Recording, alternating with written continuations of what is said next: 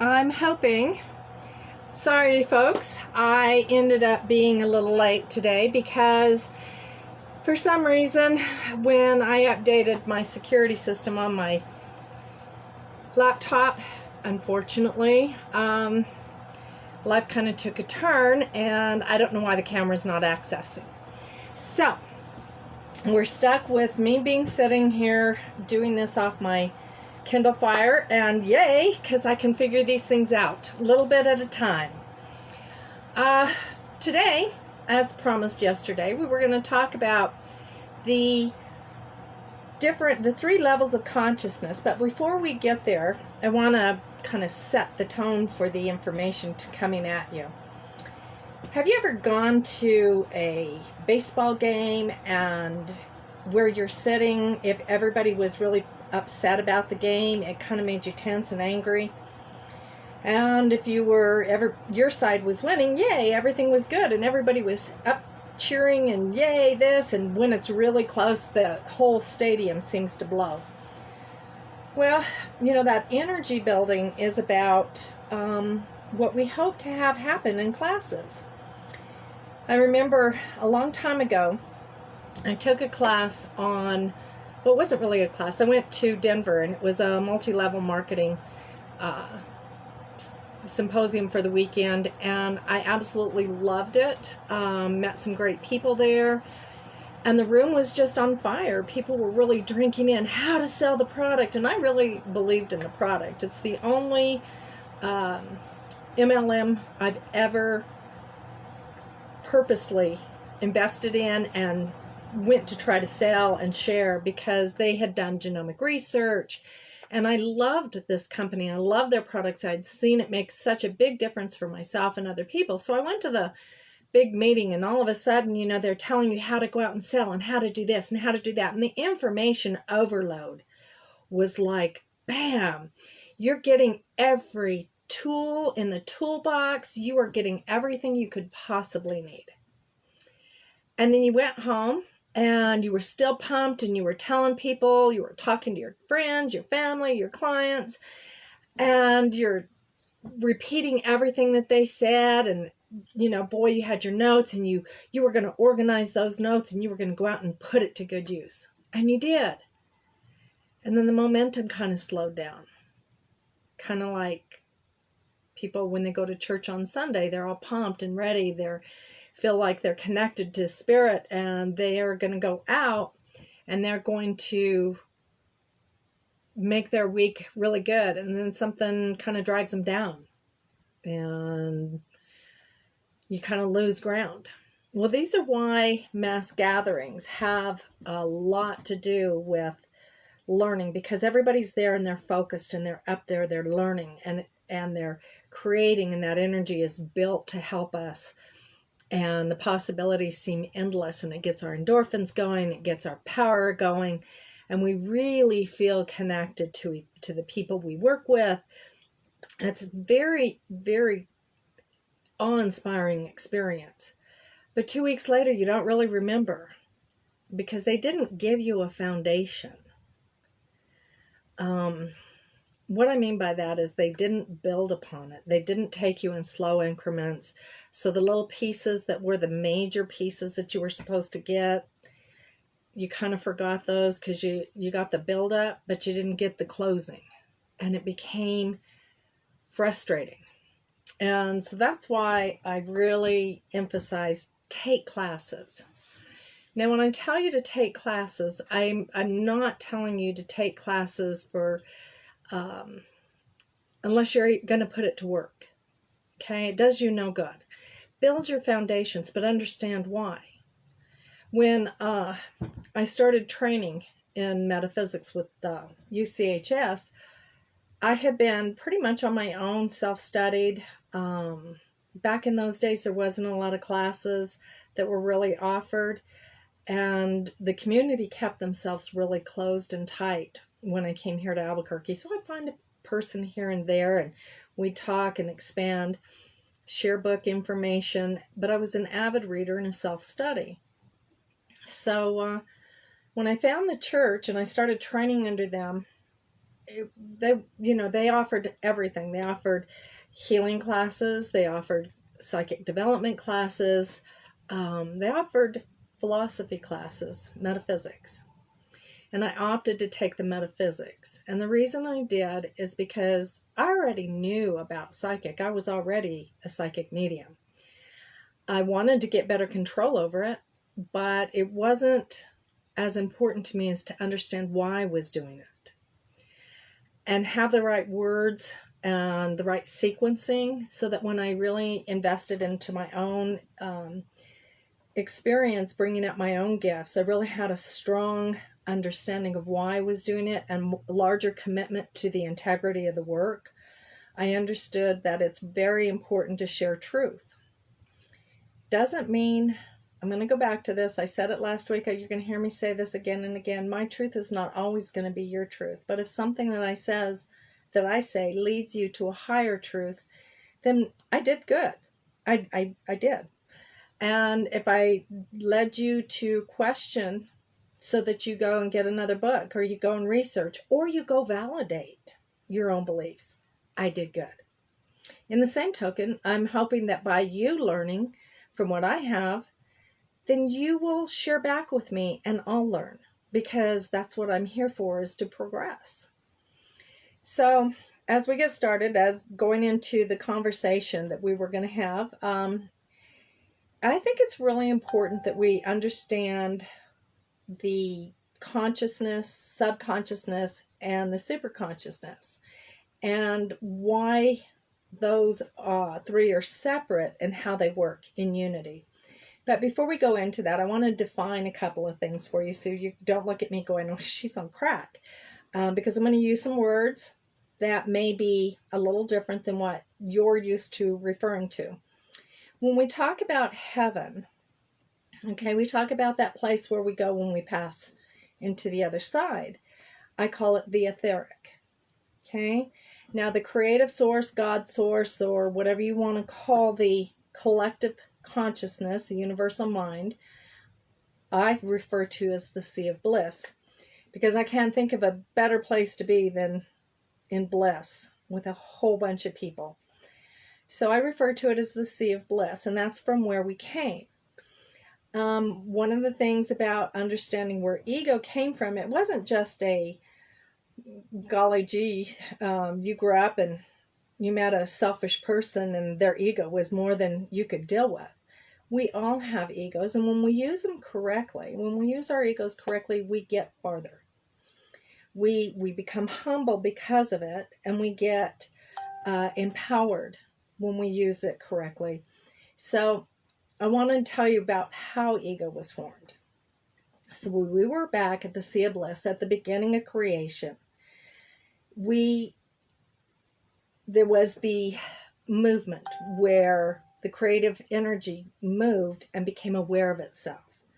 Okay, we were a part of that.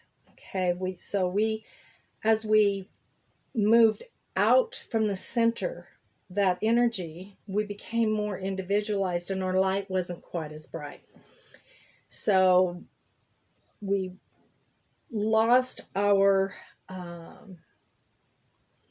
ability to remember everything the further out we went. But we are the fallen angels. When people refer to the fallen angels as a bad biblical thing, no, we're the fallen angels. So we went out, I believe, in unity, in agreement with the creative source to create. So we're co-creators, and we've stopped off at this planet, and we've had this experience over on that planet, and we've maybe stopped in this dimension and experienced what that had to do, and we found ourselves here. So we experienced the stardust, the cosmos, the planets, and we came to Earth.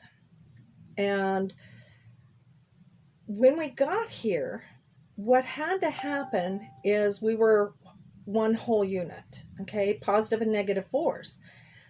But to have a true experience and experience emotions, we had to accelerate one part of us, the negative expression or the negative charge, And we put all the energy on that, and the positive energy couldn't handle, and we split. Now that's like the atom bomb, the split. So think of it as something along that line. And that created male and female. That created the why here on Earth, this is the only place that we procreate the way we do. With that being said, we had, long story short, we started incarnating. We started expressing ourselves through, and the emotions through inhabiting other entities' energy, like the Yeti, this abominable snowman. They run like hell from us because, yeah, what we did to them was horrible. And we didn't get locked into incarnation until we did the birth thing, when we experienced an actual birth. And that's where our ego got formed, is that we thought we could control all of this. And ego became a way of expressing and experiencing. So when used good, in a healthy manner, ego says, I have good self-esteem. I can attempt to do this and succeed. Kind of liken it to self-confidence and self-esteem. When we have bad ego in action, we tend to go on a rampage and hurt each other. Good ego, we really care for one another. We try to make the world better through our own thought process. Bad ego, we steal, we lie, we cheat, all because we need something more than somebody else. Is there a middle ground to that ego? Absolutely. That's the ego that says, I am nothing without my full makeup on. I can only look good to get somebody who's interested in me, that I have to be the best looking that I could be. It also says things like, only I can teach this information, only I understand it. It also says, I'm the only one that can save you. Well, we all know that that's kind of silly, because you're the only one that can save you. And you're the only one that can heal you. The rest of us, we're just bit players that facilitate it and bring it to you. So think of that. And the reason that we want to understand the formation of ego is because to have ego, that was our ability to experience emotion. Okay? It demanded that negative force take charge. So when we split, the other half of us is our soulmate, our true soulmate. Everybody else that they go, oh, I can't tell you how many times I've heard, I found my soulmate. 3 years later, they're divorced and hate each other. Well, evidently that wasn't a good soulmate. And I believe that everybody here, now this is my beliefs, if you think you found somebody special in your life, it's because you've built up a lifetime, many lives of relationships with them. And you found a cohesiveness and understanding, and your vibration is very similar. And as long as you continue on that vein, who you are without changing, let the bad ego take charge, then the relationship will stick with it and hold. So with that being said, I want to talk to you a little bit about the consciousnesses. The super consciousness, think of it as our higher self, okay? The super conscious holds the truth of who we are, okay? All our karmic agreements, our level of consciousness or awareness, and our higher awarenesses. It holds all our experiences. So does the Akashic Records. Now, here's where Swanda comes out and gets in a little bit of trouble. I don't think anybody can access your Akashic Records. I think that they are picking up through your vibration exactly who you are vibrationally, and they can pick up some of your life experiences that say, yeah, this particular point needs healing because you've gone through this in a past life. I had a woman who was a true clairvoyant. Every time I had this client coming in to have a session, I would get a sharp pain in my chest. It was like excruciating, and it would be there for the good 3 to 5 minutes. And I'd breathe and relax into it. Finally, I went to go see her. Her name was Carol. I don't know if any of you here in Albuquerque remember her. She used to read up at the crystal shop. I can't remember. It wasn't Crystal Dove. It was in the plaza up off of Eubank Tramway, Mountain Run. And she was amazing. She was very gifted. And I asked her, I said, what is it? This is excruciating. She said, oh, honey, la la la, told me the story. Won't share the particulars. He killed you. Stabbed me in the chest. And every time I saw this guy, he stabbed me, that pain would come in. And she says, you need to be careful because this guy's not, he's still got this thing, and he might hurt you. And I have to tell you, he kind of went into stalker mode, and I got rid of him, and he didn't kill me, obviously, because I'm sitting here.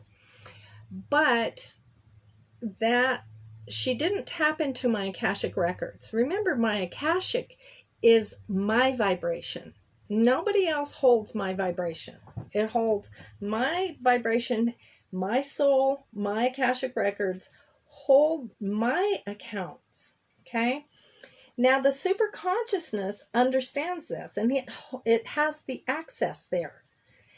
And why is that important? Why do we're not always able to get to all those deeds that we did? Well, how would you like to find out that beloved spouse of yours raped and pillaged and murdered you? You'd look at them differently. Or what if you knew that you killed your own child in a past life and they came back in this life to finish that life out for you? That would really change the dynamics, because we have to move our consciousness up, our conscious mind, to a high enough standard that we get away from that guilt. Because the higher consciousness, the super consciousness, it doesn't hold guilt. It doesn't hold emotion either. It has information. The emotion it has is universal love and peace and tranquility and understanding. And so it's very important we try to access it, but we're not always going to get there. And we'll get into a little bit more about some of that too, how they all work together. So the super consciousness is really kind of an autonomic response. It's there, it's operating kind of in the background, holding us in our place, teaching us, guiding us without us really even recognizing it. Okay, listening to what's going on and manifesting. The subconsciousness is the buffer between us. Okay, think of it. It can access your memories. It can access other lives, pieces of other lives. I was reading one of Brother Francis's books and brought tears to my eyes.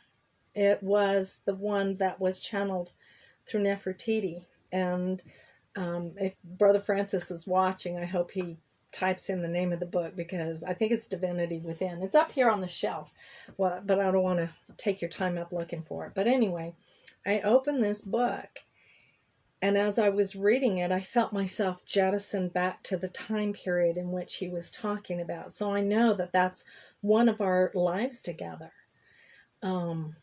But it still will bring tears to my eyes. I'm so sorry. It's just such a beautiful feeling when you can connect to that life where you had experienced something powerful and good, and have that life come back to you. So you have the subconsciousness that is the buffer. So it kind of, think of it as a piece of gauze that holds the blood from the shirt. Okay? So we don't want to stain our conscious mind with our blood of our superconscious. So it's kind of like the Band-Aid, the little piece of gauze that kind of holds in there, that lets it filter through. Information comes through. You don't have to have all the gory details or all the extremely wonderful details, because I guarantee you've had both experiences on both every experience on every level of the spectrum. There's been lives that you have been the most amazing, gifted, peaceful healer, songwriter, dancer, star, whatever it is. And there's been times where you were probably in Newgate prison for being a prostitute. Oh, wait, that was me. That was one of my lives. But I'm okay with that. Because, I needed the experience and I had it. And I'm not ashamed of it. And that's the part you have to get to access the super consciousness, is the part where the peace comes in, where nothing that you do is so horrible that you cannot love yourself. And that is what the foundations of trying to learn and deal with metaphysics is all about. Now, when we go to the conscious mind came into being when we incarnated. And we lost our connection to our higher self, because by the age of 7, the veil comes over and we forget. I told you the story a couple of weeks ago about my mom screaming, and I told her I didn't live here. Well, at age 7, we slowly started stepping away from the memories of being on the other side. So the conscious mind utilizes itself to hold thoughts, deeds, and learned information. We have to learn to drive a car. Well, that's held in our conscious mind. Superconscious doesn't care. Because the superconscious knows how to teleport, knows how to raise the vibration high enough. You just there, and then you're there. Bilocation is a real thing. Jesus did this, and that's why they have found evidence of him all over the world. He bilocated. So, yeah, that's what your superconscious knows. But until it's time for you to have it on the conscious mind, which means laying the foundations, which means doing the real work, which means studying, you're not going to bilocate unless you just predestined to bilocate on February 28th of 2025. And it just is a gift that you put in place. And some people have. I'm not saying that they don't. But bilocate is a little different than astral projection, by the way. So our conscious mind is also used to create experiences in this life. So we've talked about being out in the universe. If we go and leave this body, we transition to the other side. Time means nothing. There's so much happening at the same time that time is irrelevant. But we're here. So we are creating our experiences predicated on our life here. So think of your super consciousness as being the autonomic, your subconscious as the somatic, because it holds the training, and your conscious mind as the school or the training tool that you use because we all know how to run. Okay? So your conscious mind goes, I want to drink water. The subconscious mind, ding, ding, ding, triggers. You have to reach for it. These are not conscious thoughts. So the subconscious does some of this to help with the autonomic response. Well, the autonomic response had actually said you're thirsty. So the conscious mind, it goes thirsty to the subconscious. Subconscious goes thirsty, gives me the message. I say, drink water. I reach for the water. Subconscious says, drink it. See? All up and down. Just a nice little circle. Always going on. The other thing about our conscious mind, it allows logic and emotions to exist in the same body. Sometimes I wonder if some people, we're here to balance the logic and the emotions, okay? The right, left brain. We're really here to bring that into balance and become one again. But we have a tendency to think one's more important than the other. I guess it's all predicated on your life experiences, and why I'm not going to get into your Akashic records to be able to see why you think that. I could go into a psychic reading and we could work from that angle. I can go in as a medium and work it from that angle, but I'm not going to be able to go to your Akashic records and get all the myriad of life experiences in which you maybe didn't express emotion correctly and now you're learning how. I don't know. However you want to make up that story. But that's what our conscious mind is here for, is creating. And how do we create that? Well, we have a theory, right? We theorize, which is our philosophy, and our conscious mind triggers our research. So how does that work? Okay, I want to know what it's like to be a millionaire. So I theorize 1,000 different ways of doing it. And so then I start doing my research. I go to school. I get a degree. I get a master's degree.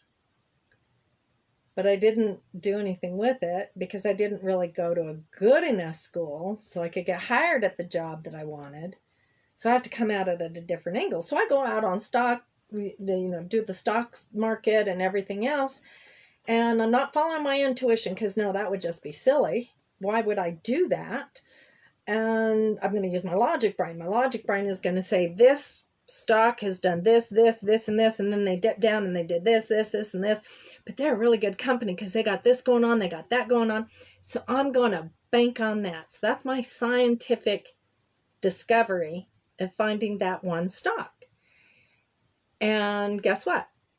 They did really good. I got to be a millionaire, and I woke up the next day and the stock market crashed. Well, hell. My emotions are going to go all over the place because that's not going to make me happy.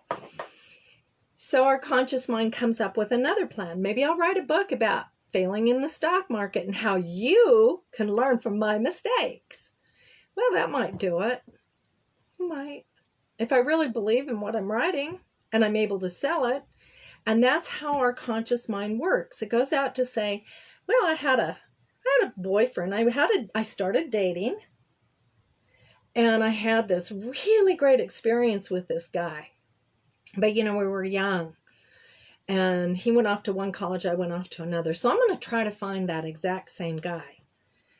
And so the next one may have looked like him, maybe acted like him, but it wasn't him, and little things started to irritate me. So I started playing it out.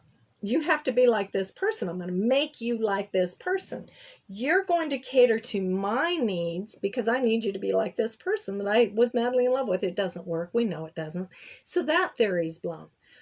This is what the mind does. It creates our experiences. So we learn things like, it doesn't really matter. At the end of the day, it doesn't really matter what I look like. Either you guys are going to listen to me because the words coming out of my mouth, or you're going to listen to me because I strike a chord in your heart, or you're not going to listen to me, but it has nothing to do with my physical appearance. Which is really funny because grandkids taught me about TikTok, and I see these people, they're so mean to each other. They're like, you're this, you're that. They're calling each other out. And I'm thinking, that's all they heard out of that person's content was how they look. So if they don't agree with it, they're going to attack your looks. Okay, that works. And you have to have something because that's their creating of their life using their conscious mind. So what we learn with our conscious mind is many truths become untruths. I know, air quotes. Don't you hate air quotes? I love air quotes. Don't care. Many truths become untruths through this process. And our higher self knows what it is that we're here to learn. We're here to learn the truth of who we are. We're not here to learn to be people who walk on top of each other or fight each other because of political beliefs. We're not here to uh, die from a disease that we don't want, or we may be here to die from a disease that we want, but that's created from our conscious mind, not our higher self. Our higher self is there to tell us that when you're done with all your fussing, you have to recognize you are nothing but light, nothing but truth.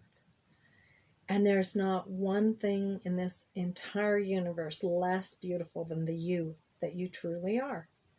And that's what the higher self is telling us. So what happens if we don't progress to unwinding from truth to untruth, and then to another truth, to disavow that truth, to progress, because it's about progression? What happens if we just stick with the one truth? Well, that's where doctrine is written, and indoctrination happens through dogmatic approach.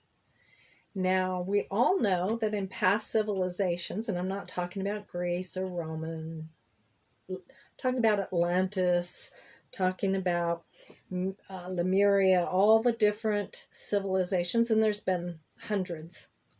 Those are just some of the ones that we're dealing with in this awareness now. We have had these experiences, and we have learned truth to untruth, but we also have dogmatic approach and indoctrination, and that is created there so that we can control each other. So you can believe what I believe, because if you believe what I believe, then I must be right, right? If I can get you to a point that when we read a statement, we read the same thing, I haven't taught you anything. A great teacher isn't a great teacher if they're telling you what to believe.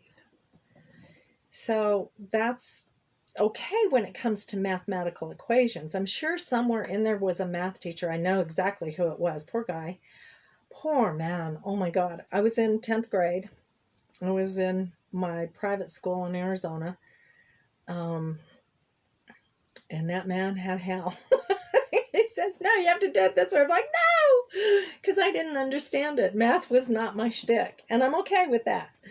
The thing is that he tried to teach me how to get to the truth or to the answer through his procedural ways. Oh, wait a minute. Isn't that something like what we're doing here? Is trying to get you to get to your truth through foundations and principles? Because trust me, my job, I help spiritual seekers confused by information overload take control of their own life and lose the drama. And the only way you can do that is by building a foundation of truth, your truth, so that you can progress to your next level of truth. That doesn't happen when you take a class. If you took a class on how to do a moon circle, you learned how to do a moon circle. What did the moon circle teach you? And how can you use it when you have to go in and ask your boss for a raise? Well, you can use the moon experience with the full moon and the energy, but you have to formulate that. Just taking the class alone on it, you have to expand your knowledge. You have to put it to use.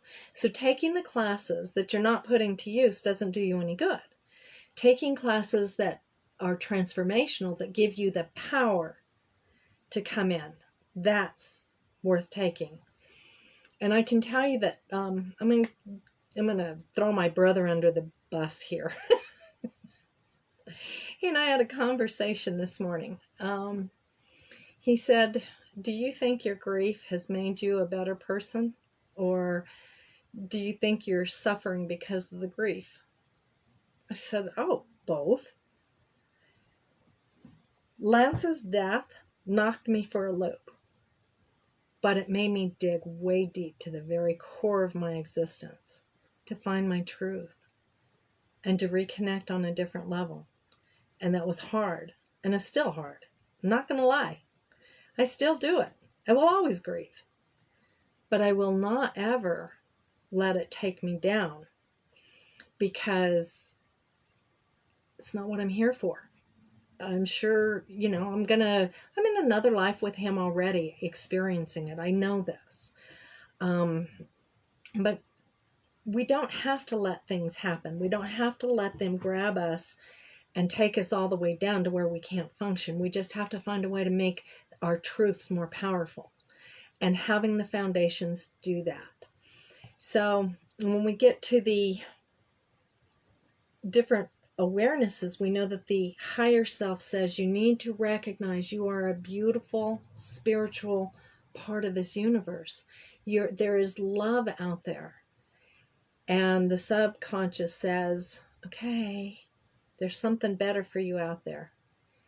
You have to seek it. So the conscious mind comes in and it says, how do we create it?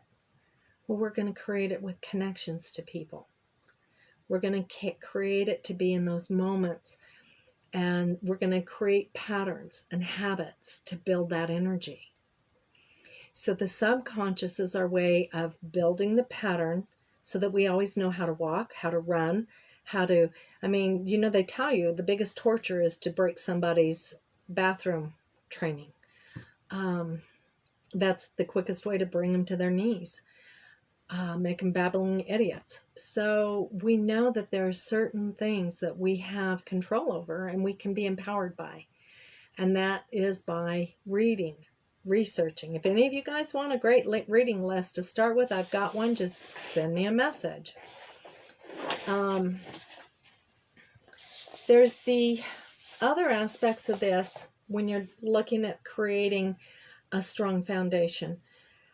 Somebody asked me, how come it's so hard to get people to hear and listen? Well, because it's so much easier to take that $20 course to think the moon circle is going to be the answer to your questions. You're going to make a moon circle and therefore you're going to be a millionaire. It's the quick get rich gratification stamp. Did it. It doesn't. It's not easy. You start with meditation. I highly suggest going back and listening to yesterday with Brother Francis. He has taught meditation for a long time. Hopefully we'll be able to get him in on a meditation class on Zoom so people from all over the world can hear. And we're hopefully I'm building a metaphysics school online. So there are going to be teachers from all over the world that will come and be at your disposal. But these are going to be very good, very valid, very strong teachers that are going to give you the foundations, and you won't have to second guess. You won't have to go, okay, well, I laid it all out. I'm in the middle of my circle. Where's my mediumship skills? Why aren't I a trance healer? Why aren't I this? Why aren't I that? There's a lot of people teaching things because they took a course and they're duplicating that course, but they can't give you the foundations. So do your due diligence. First and foremost, take it into meditation. Ask for the teachers that are supposed to teach you to show up. Make yourself very clear that you want teachers that are going to help you spiritually progress in a gentle and compassionate and whole way. Because trust me, I asked for teachers. And I had a couple of bad relationships. That's okay. They taught me too. I just don't want to do it again. And I have to say, I shouldn't even say they were bad relationships. I had one for 10 years and I still absolutely love this person. I'd never go back to him. I learned what I needed to, but we were best friends as well as connected. We were I guess what I want to call them rainbow. What do they call them now? They call them the twin flames. He fits that category of twin flames if I believed in twin flames. I don't believe in twin flames because I believe that you have many lifetimes and you have a relationship that you build with each other and you have things that you agree upon that you'll trigger in each other. And so if I was going to say that was the closest to a twin flame as I was ever going to get, if I believed in him. And he's not my soulmate, because my soulmate's in spirit, looking down, going, "Jeez, Michelle, don't screw up, because you screw up, we both digress. So don't screw up over there." That's how it all kind of works. There's a lot more to come. If you guys have questions, feel free to send me a message. Hopefully I'll get the computer fixed. I hope you guys can hear this. I'm not really sure how well it's turning out, but that's okay. I love all of you. My heart to yours. We will talk with you guys soon. If there's any topic that you want to learn about, that you think I might know, send me a message. Glad to hear it. We'll talk. Bye, guys.